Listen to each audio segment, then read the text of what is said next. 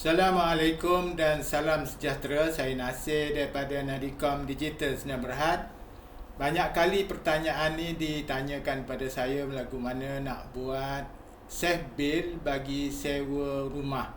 Okey, yang pertama sekali kita masukkan owner sewa rumah tu, contohnya Abdullah bin Sani. Okey, bin Sani. Okey, dia tak bagi nombor TIN kat kita. Tak apa, kita masukkan dulu rental. Okey, rental. Okey, sekarang ni kita masukkan rental dulu. Nilainya 1,500. Okey. Dan dia tak bagi ni, kita copy yang ni. Kita klik more, kita paste kat sini nama dia. Okey, kita masukkan nama itu ni Malaysia kat sini. Okey, dan sini kita bubuh save bill.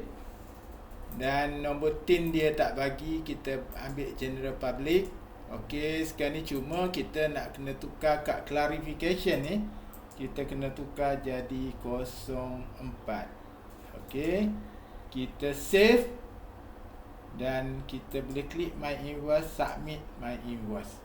Okey, dah jalan. Okey, sekarang ni dah dapat kita hantar e-invoice.